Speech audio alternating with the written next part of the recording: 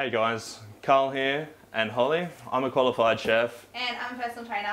And we've got some great new produce to show you from Produce to Plate. So I'd just like to thank Pete for dropping off this box of fresh produce from Produce to Plate. In season at the moment, we've got some kale, mangoes, fennel, baby beets, asparagus and blood oranges all going hot at the moment.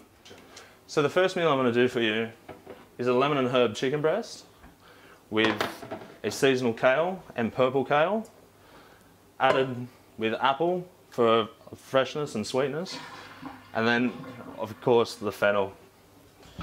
In the second meal I'm going to do for you is a nice eye fillet with roasted baby beets, asparagus and roasted baby carrots. Then for dessert, or a bit of a cheat meal, we've got a blood orange and mango eat and mess. I'll show you how to do that later. Alrighty, so I thought I'd talk about these meals from a nutritional point of view. Now both of these meals are about 400, 450 calories each. Now they are quite protein dense, being around 45 to 50 grams of protein. What I would do for a female is halve them, so half the steaks and half the chicken breast.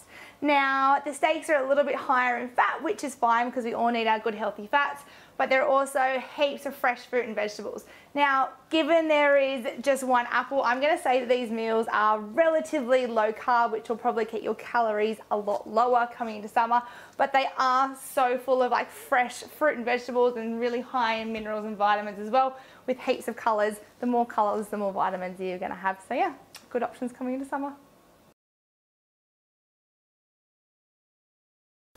So we're just going to slice up this kale nice and fine, because it can be quite hard to eat in like large pieces. So I want a nice fine chiffonade, if you would call it that. So green kale and purple kale, just to give it some nice colour. Then we'll just go half of fennel, nice and thin.